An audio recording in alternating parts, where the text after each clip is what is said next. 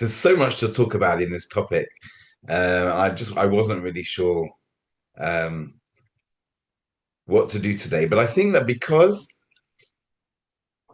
we are a day away from the beginning of the Hebrew month of Adar, and there is this famous Adar is the month that the festival of Purim takes place in, when the Haman, the prime minister of the Persian Empire, encouraged Ahasuerus to massacre all the Jews across 127 countries, basically the known world, and through a series of what would best be called natural miracles, meaning God's name doesn't appear anywhere inside the whole of the story of Esther. You can search yourself if you don't believe me. And therefore, our sages say that this is a festival where we celebrate God's presence behind the scenes, that he's always with us and he's always looking after us, and he's arranging things often long in advance. We find that Queen Esther is placed in the palace long before, and she's the one who essentially saves her people, long before Haman even becomes prime minister. Everything is prepared, everything is placed there. God provides the treatment before the problem. And in fact, if you look at it on a really deep level, the story of Esther tells us something even deeper, that it's actually evil itself that brings us to the conclusion that God wants. Because it was, according to the sages, it was Haman himself who got rid of Vashti. The book of Esther tells us it was somebody called Memuchan who recommended to the king that he should get rid of his first wife, and then caused Esther to be brought into the palace. But our sages tell us that that was Haman.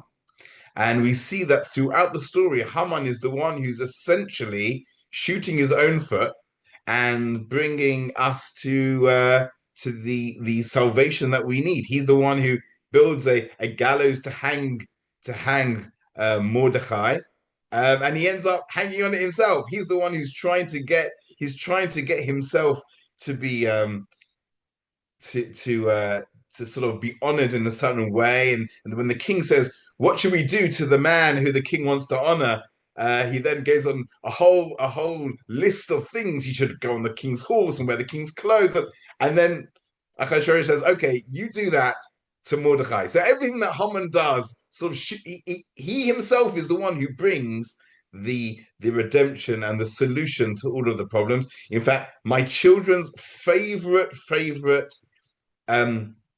medrash, that's stories from the rabbis that surround the oral stories passed down through the generations that surround the written Torah and the written Bible. My children's favorite story is that the rabbis tell us that as Haman is leading Mordecai on the royal horse, wearing the royal clothes, Haman's daughter is on the roof, and she's got the chamber pot ready because she knows that her father is going to be the one sitting on this horse because of course he's the one that the king would want to honor. And it must be Mordecai who's the lowly one who's pulling the horse along. So she's got a chamber pot ready and she throws the contents down on top of the person that she thinks is Mordecai, but really is her father Haman. And when she realizes, she's obviously extremely distressed. That's my children's favorite story, because toilet humor for ages 4 to 15 and perhaps even to 25, you can't beat toilet humor. So let's talk about humor, because our sages tell us that in the Hebrew it's Mishenichnas Adar Marbim Besimcha, which means from the moment that the month of Adar starts, which, as I said, is tomorrow night. Tomorrow night? No, Tuesday night. We have 2 days Rosh Chodesh, but it's Tuesday night. On Tuesday night, from the moment that the month of Adar starts, we're supposed to increase our joy. We're supposed to be happier. We're entering into a month where God has shown that He's that He's there with us, even when it looks like He's hidden. He is holding on to us, caring for us. He loves every single one of us. Every single person in this world was created in the image of Him. And He's there looking out for us, holding on to us. So that gives us tremendous joy. And I want to perhaps talk a little bit about humor within the connected to this topic of speech. Now, I should tell you that I don't know if this is an international phrase. There is a phrase called man flu or man cold. Have you heard of this? As this phrase come? It's like it's it's the it's the phrase that people use to describe how completely incapacitated males become when they get a slight cold. Yes, you have such a phrase in your different countries. Yes. So anyway, I suffer quite often from man flu, and my beloved wife, when she sees I've got a little bit of a cold, she tucks me into bed, makes me a hot lemon and honey, and then patronizingly taps me on my head and says, "Okay, we'll see you in 3 days." But there was one time in my life where I was in such unbelievable pain, writhing in such unbelievable pain on the bed. My wife was standing there and she was saying, "Oh, 1 second. This is actually real. He really, really is suffering here. What is going on?" My foot felt as if I'd broken every bone in the foot into millions of pieces. I was trying to think, what have I done to my foot to make this happen? Anyway, I called up the doctor. The doctor didn't have an appointment. He sent me straight to have an X-ray. I hop into the car. My wife drives me. I hop out of the car, get to the X-ray machine. The X-ray comes back. All my bones are fine, even though my foot had blown up to twice the size. So eventually, I get an appointment with the doctor. The doctor takes one look at this and he says to me, "You've got gout." Now, I don't know if anybody here has suffered from gout. Gout is apparently a collection of uric acid crystals in the joints of the foot, often the foot, sometimes the hand, but mainly the foot. They claim it's one of the three most painful things in the world. The other two being childbirth and kidney stones. I've had neither. I've never had kidney stones. Never never went through childbirth. I have delivered my fourth child in the back of a taxi on the way to the hospital, but I can't claim to have experienced the pain, just the thrill.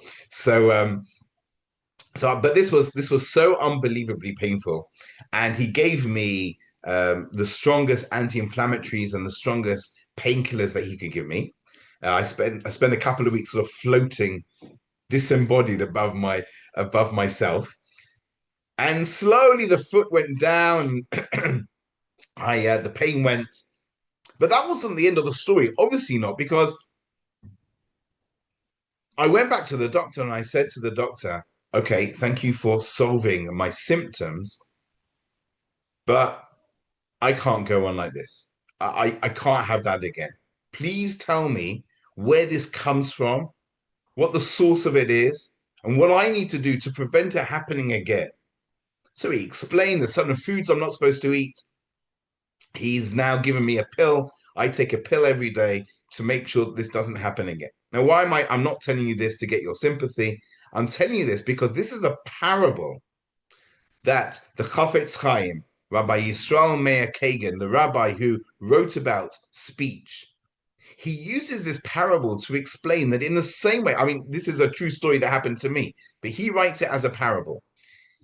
In the same way as when we have a sickness, an illness, We don't just go to the doctor and the doctor gives us some treatment for the symptoms.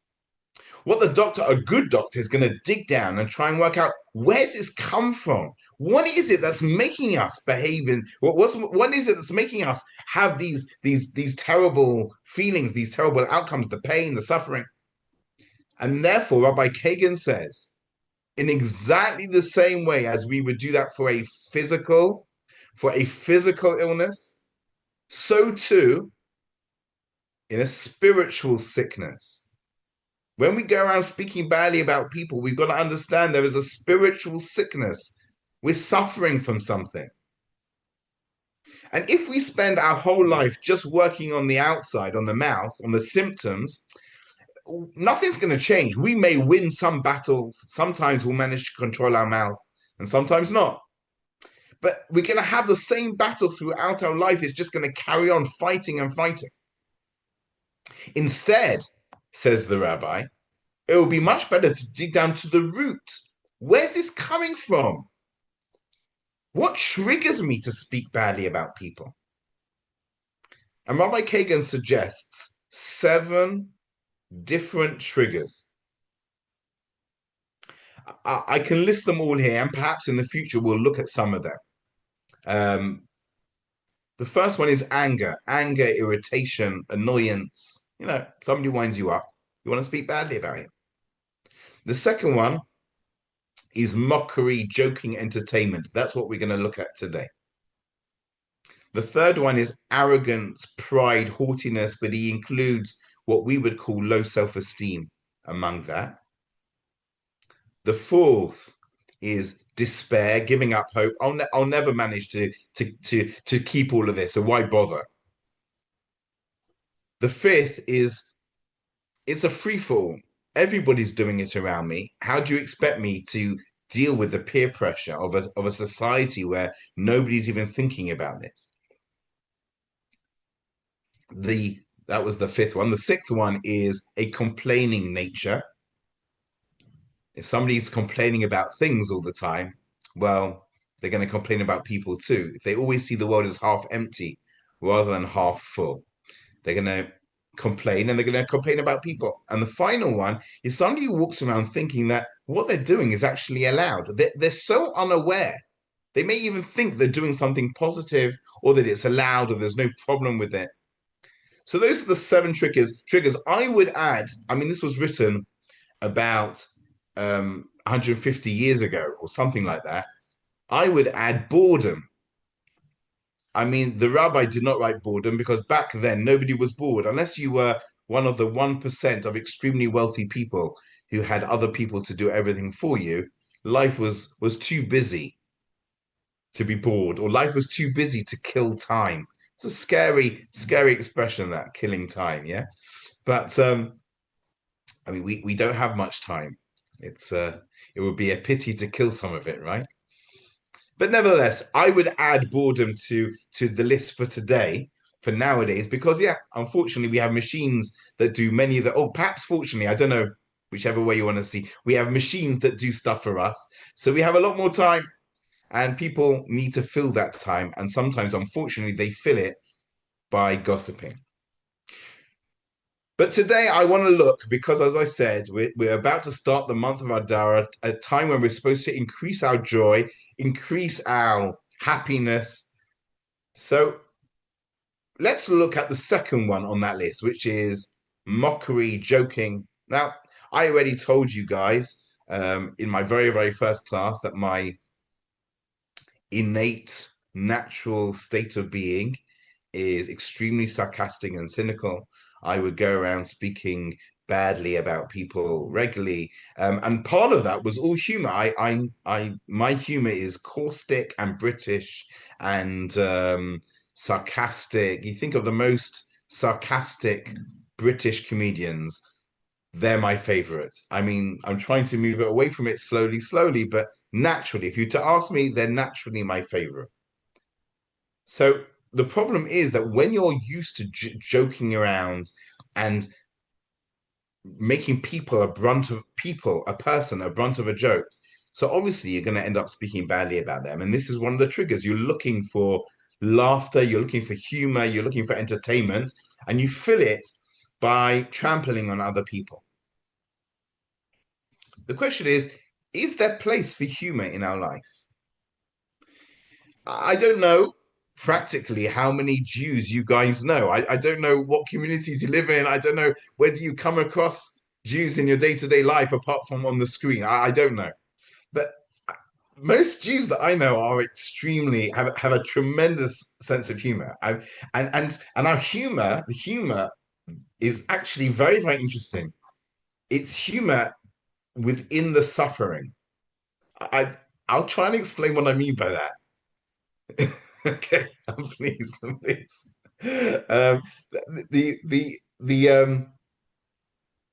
just as an example, if you go through, if you read a book of Jewish humor, most of the book is a book of laughter through pogroms and massacres and pain and some. It's a 2.5 years ago, very soon after the attack on the 7th of October.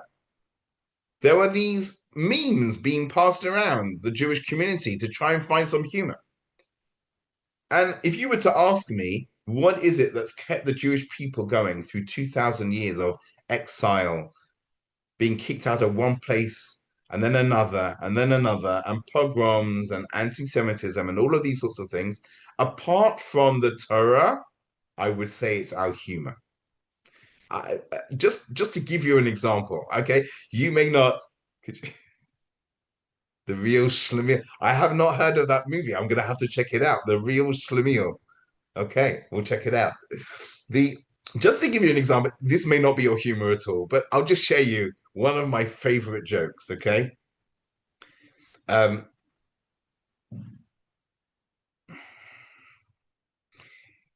Hitler said to Goebbels, "You see? Can you see where it's starting already? Right? It's got to obviously involve some Nazis or something. It's got to be because that's just our humor, right?" Hitler said to Goebbels, his right hand man, he says, we've got to massacre the Jews. And Goebbels says, I also hate the Jews, my Führer, but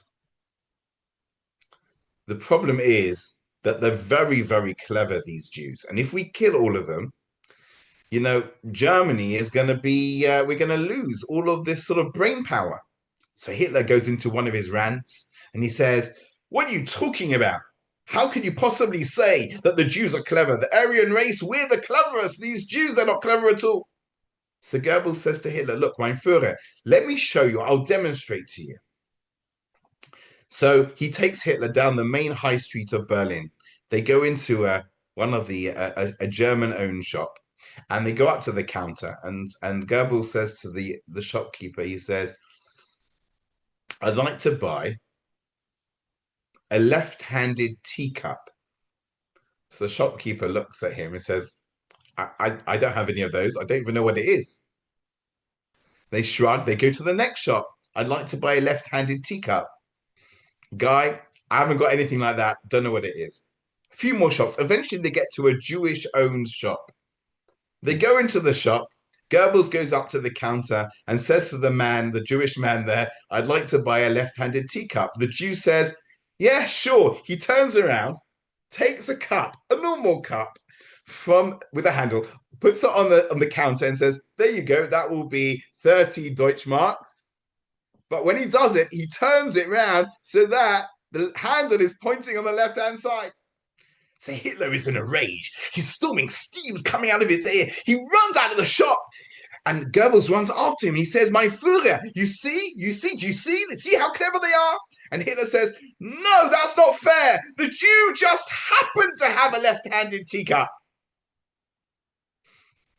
Now, my sort of humor, if you didn't find that funny, that's okay. But basically, that is Jewish humor in a nutshell. It's basically, you can kill us, you can massacre us, you can torture us, but we'll always be cleverer than you. That's basically Jewish humor. It's how we survive. And there's a real concept to this, because humor is something that is healing. Okay, thank you, Calvin, for laughing at the joke. You know, humor can be really, really, really healing. And I'd like to share with you a well-known Jewish story, fable. There is this concept, Elijah the prophet. You've all heard of Elijah the prophet. In Hebrew, Eliyahu Hanavi. Elijah the prophet, he never died. He was taken up to heaven on a chariot of fire. Yes? And Jewish people have this tradition that Elijah is still around because he never died. And the greatest of the great are able to see him walking around them. And they can ask Elijah anything that they want. I don't know what you would ask Elijah if you saw him. I've got a list of questions that I think I would ask him if I ever did bump into him, but I'm probably not great enough. So, anyway, the Talmud tells the story of a rabbi called Rabbi Baroka. Rabbi Baroka was one of the great rabbis of his generation. And he was so great that he would sometimes meet Elijah the prophet as he was going through the marketplace of his hometown. One day, he bumps into Elijah the prophet and he says to Elijah, I've got a question for you, Elijah. Who here in this marketplace is going to be going to the highest levels of heaven when they pass away? Elijah looks around and he points to a person. Doesn't look particularly holy, doesn't look particularly spiritual, hasn't got a long beard. Who is this person? So Rabbi Baroka's mind he's like really interested by this. Like, who is this normal looking person who's going to be going to the highest levels of heaven? So he rushes over to this man. He wants to find out what's going on. He says, hi, my name is Rabbi Baroka. Please tell me a little bit about yourself. Now, this story is taking place in a Jewish community in exile, most likely in Babylon. So the Jews in Babylon, they had some good times, they had some difficult times, like many places. The man replies to the rabbi. He says, oh, hi, Rabbi. I would love to speak to you, but right now I can't speak. I have to rush off to do something. Please meet me back here tomorrow. So the rabbi says, sure. The next day they meet up. And again, the rabbi says, who are you? Tell me about yourself. So the man says, I happen to be Jewish, although perhaps I don't look particularly religious in any way, but nobody knows I'm Jewish. And I have a job. My job is that I am the warden of the royal prisons. And nobody knows that I'm Jewish, but that's my job there. That's what I do. Every so often, a young lady is thrown into the prison, normally on trumped up charges. But because it's a mixed prison, I know that this woman is in serious danger of being attacked and abused. So when that happens, I arrange my bed between her and the beds of the other prisoners so I can protect her. In fact, there was one time where I could see that I wasn't going to be able to do that. So I took some red paint and I splashed it on the back of her dress, and the men in the prison left her alone because of that. Not only that, said the man, because of my place in the royal palace, I sometimes hear of times where the governors or the king is planning on attacking the Jews. And when I hear that, they don't know I'm Jewish, so they don't know that I would care about the Jews. When I hear that, I quickly rush to tell the Jewish political leaders, and then they can do whatever plans they need to do to try and protect themselves. In fact, yesterday, Rabbi, when you came to speak to me, I couldn't speak. I'm so sorry. I couldn't speak because I had to run and warn the political Jewish leaders of an impending attack so that they could protect the community. So Rabbi Broka nods his head. He says, I understand. I understand why a man who spends his life protecting young ladies from abuse, who is essentially undercover to protect the Jewish people from future attack, I can understand why a person like that would be going to the highest levels of heaven. Rabbi Broker goes back to Elijah the prophet and he says, that was a good one. I like that one.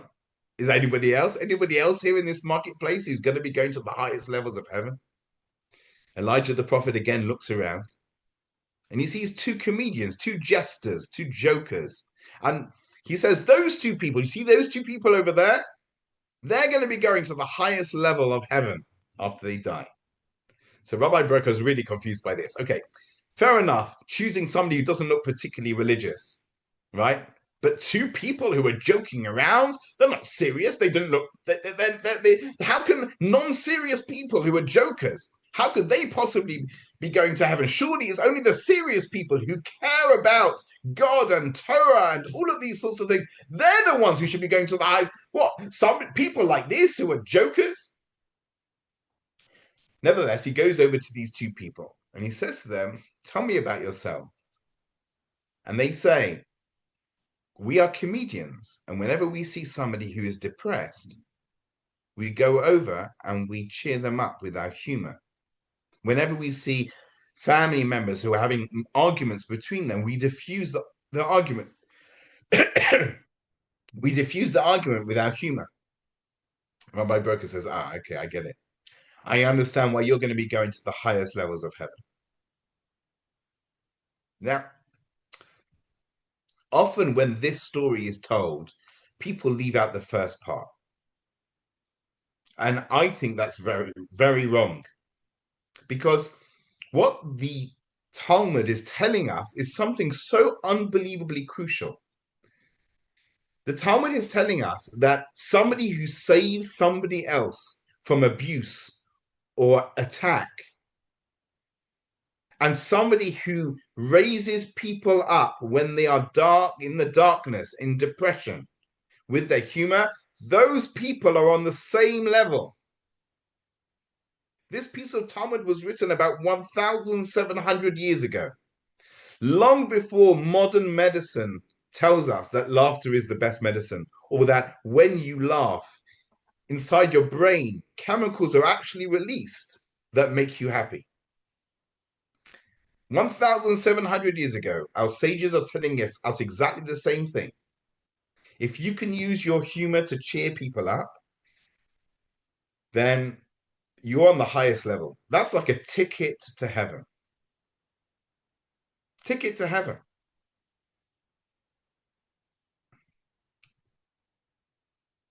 So how do we distinguish between good humor and bad humor? So I think I may have mentioned this in a question. I think somebody asked a question at the end of a class in a previous time. But the way we distinguish between good humor and bad humor is essentially the person that the joke is about.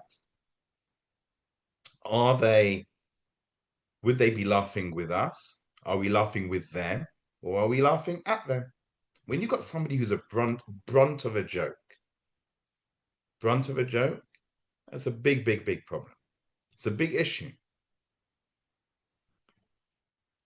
And that's essentially what the Rabbi Kagan is talking about. He's saying, you're looking for humor. Obviously, if you're looking for humor, you're going to start trampling on people. But jokes that are like situational comedy that are like enjoying the different quirks of different types of people, maybe men and males and females. I mean, there's a lot of humor in the differences between men and women, as we all know. These sorts of jokes, they're not targeting anybody specifically. They're not really targeting a racial group or anything like that. Well, that's completely fine. Nobody's being trampled. Nobody's looking down. We're enjoying the humor together, the humor of life. And if you can use that sort of humor to lift people up, there is nothing like it. So I'll tell you a question that I was asked once by one of my students. So I don't know I don't think I mentioned this. Angelique, you can tell me if I mentioned this case at the end of a different class. Maybe if somebody asked me a question, I may have mentioned this case. I had one of my students in Israel. We have bendy buses. Do you have bendy buses where you come from? They're like two buses connected with an accordion-like thing in the middle. Yes, you have things like that? Yes, no? Essentially, it's like a way of extending the bus. But if you make the bus too long, it can't go around corners. So it's got this special device in the middle, like an accordion looking thing, and the bus can basically go around corners like this. Okay. So one of my students came to me, articulated buses. Thank you, Calvin. Um, so one of my students came to me and she said to me, yesterday I was on one of these buses with my friend. My friend was holding on to the middle pole, right? You know, you're holding on to the middle pole. There wasn't any seats, and she was holding on to the middle pole as the bus went round the corner. So she swung, holding on to the pole, but the pole must have become detached on the roof of the thing, and she landed on the floor, still holding onto the pole, which had bent at the bottom. Right? She's still holding onto the pole. She's lying on the floor. So my student said we were all laughing. Like it was my friend was laughing on the floor, and I was laughing. It was just a hilarious situation. She said to me, "Can I tell this story to some of our other friends?" Now, that's a great question.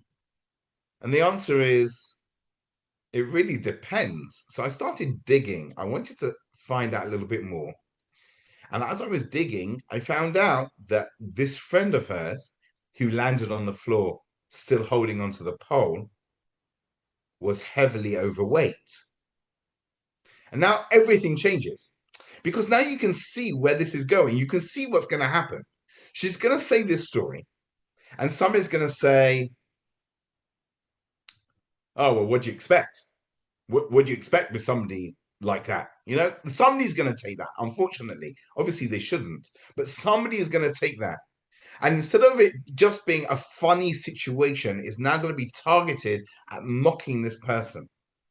And that is humor that's not allowed. We're not allowed to do humor like that. It's hurting that person, it's hurting ourselves. So it very much depends on that. And you think about that. You think very carefully. There is there's one of the most difficult things, in my opinion, in the world is racial jokes. Racial jokes are a massive problem.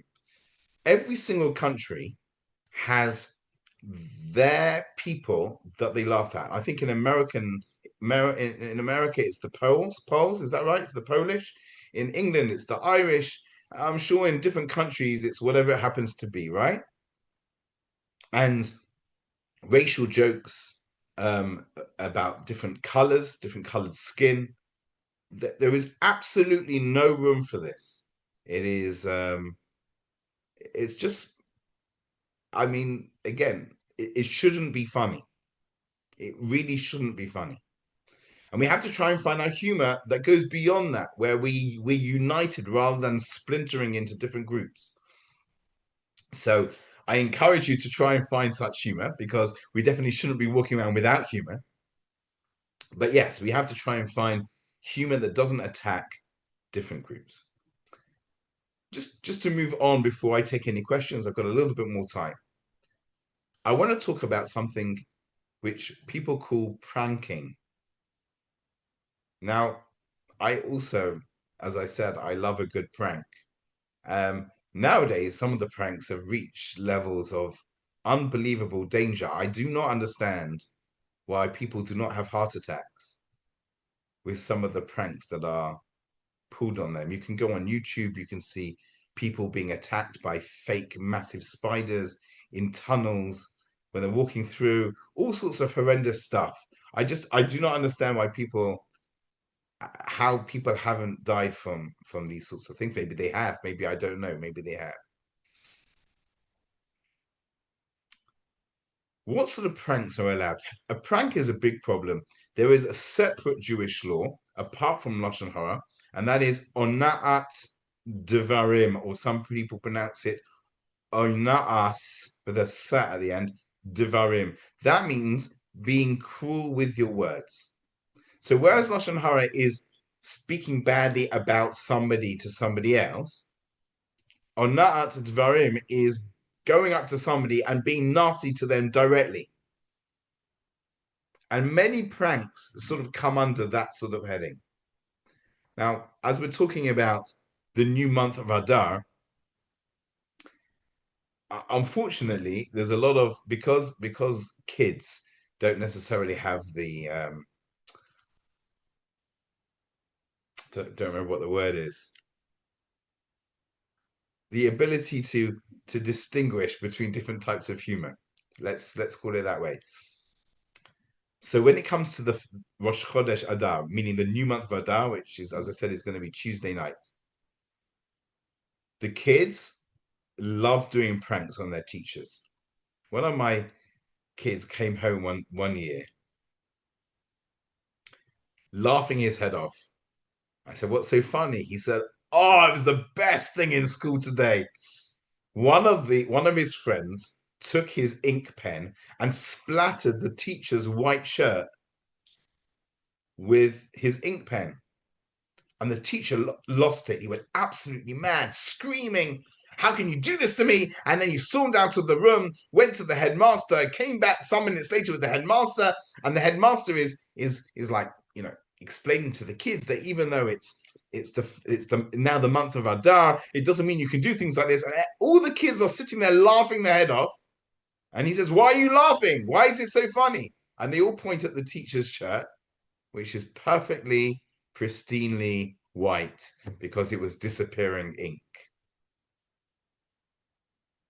And my son is laughing his head off. This is just hilarious. And I'm thinking, because I'm older and I'm a teacher, I'm thinking, oh my gosh, I'm the other side of this. If this had happened to me, would I have been able to control myself? And it's so embarrassing because even though there's the relief that comes afterwards, you know what I'm talking about? There's the relief. That's the whole thing. A prank is there's the and then there's the relief. And people are supposed to get enjoyment from that relief. But what about all of that suffering in between until the relief happens? And what about what this teacher ended up doing during that stressful period, screaming at the kids, shouting at them, getting really angry, and then it's embarrassing for him now because he looks back at his behavior in front of all of those kids. So I tried to explain to my son, I mean, my son was very young, and I don't blame those kids, but I tried to explain to my son that this really isn't something, it really isn't something good to do. I'm not sure if he understood it then. I should probably remind him now that he's older. Maybe I should wait until he becomes a teacher and then he can see the other side of the coin. It's always different when it's the other side of the coin. But any prank, however funny it may be to other people, that involves even a few minutes of complete panic, as far as Judaism is concerned, it's just not allowed.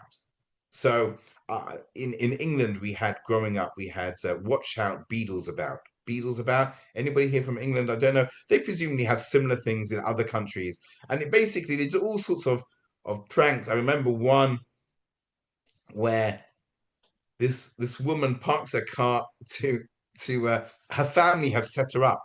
Yeah, this woman parks her car at some local shop. And can you see I'm smiling? Because it is funny. That's the problem. That's the problem with all of this. It actually is funny. But she parked her car outside the shop. She goes in to do her shopping, right? Meanwhile, they got the whole thing planned because they moved her car out of the way using something, right? And then they replace it with an exact copy. They even have the number plates, the same number plates, right?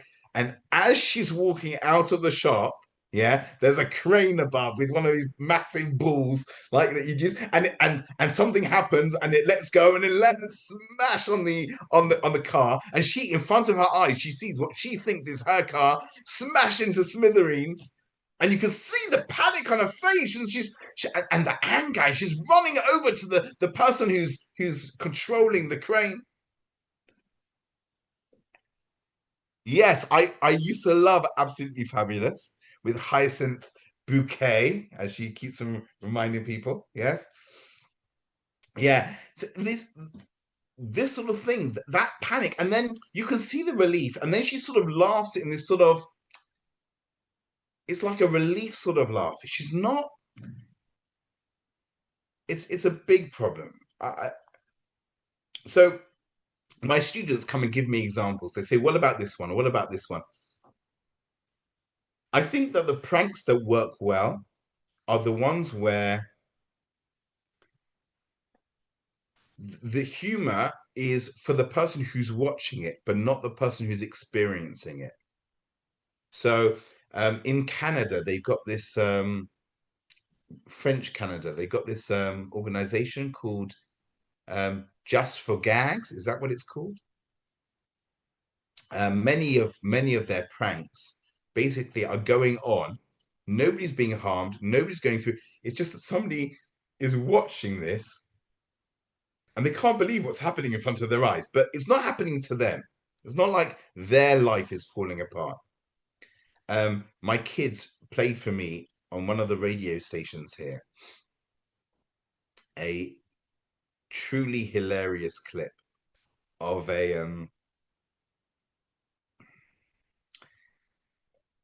it's a prank radio show, and it's two men, but they can do voices. They can imitate different voices. So one of the men is pretending to be an older lady, and he calls up what in Hebrew is called the Chevra Kadisha. Now, the Chevra Kadisha is the burial organization. Okay, the burial organization in Tel Aviv. Okay, you can already hear where this is going. Okay, there's this woman, a woman. It's not a woman; it's a man. An old woman is calling up the burial organization in Tel Aviv, and she says and the receptionist, a lady, answers, and she says, "I'd like to book a funeral for my husband." And the receptionist says, "Okay, when did he die?" And she says, "Oh, no, no, no, he's not dead yet." So the woman says, "Well, we can't book a funeral until he's dead." So she says, "No, no, he'll be dead in a few days' time. It's okay. Right, let's just get it all sorted. I want to make sure everything's done because I won't have time later." And the woman, the reception, "I really can't book this. It's just not. It's not just. I can't. I've never done anything like this before. I can't book a funeral right now." And then suddenly you hear an old man interrupting the woman on the phone, and he's saying, "No, no, I don't want to die yet." And she's like, "Shut, be quiet, be quiet." And so here, and I can't do it well enough, but it goes on for about 5 minutes. The receptionist passes it up the chain until he gets to the leader of the burial society to sort everything out. And it's hilarious. And when I'm listening to this, I'm thinking, nobody's life is, I mean, yeah, perhaps the guy that she's going to murder, her husband, but nobody's life is falling apart here. The people of the burial society, they probably got quite a dreary, painful job, and perhaps a little bit of humor in their life may improve their life. I don't know, but they're not. All they're doing is they're witnessing something that is like, whoa, this is weird, right? I think that's okay because they're not going through pain and suffering. They're just witnessing something weird. Okay, so I can't cover. I've been speaking for 45 minutes. I'm going to stop. I'm happy to take questions, but I can't cover every single situation. But these really are the guidelines. Humor is an unbelievable thing. If you in Israel, it could be in other countries as well. They have a job. There's an official job called a hospital clown. You can train for this job, and you can go from ward to ward, often the children's wards, but anywhere really, and you cheer people up, and it makes people feel better, and sometimes perhaps it even has a real healing quality. There's enough scientific evidence. I'm not even talking about alternative medicine here. Real scientific evidence to suggest that people are less likely to get sick if they are happy people and less stressed, and more likely to heal if they are happy, less stressed people. Clinic clowns, is that what it's called? I didn't know what it's called. Could be. Um, so if you can dedicate your life to making people happy, cheering people up, that is your ticket to heaven. I really, you should know. things that are written by the sages in the Talmud are not just stories, they are there to give us really, really, truly important messages for life. But of course, on the other hand, make sure that your humor is with people rather than at people or against people. And if you are into pranks, try and find pranks where you are not destroying somebody's life, and instead you're letting them appreciate something amusing. Over to you. I'm happy to take any questions on this topic or the topics, any of the things we mentioned today, which is a very wide-ranging things. But I think in future classes, when I see you, we'll explore some of the other things that I listed at the beginning that Rabbi Kagan says triggers us to speak Lashon Hara.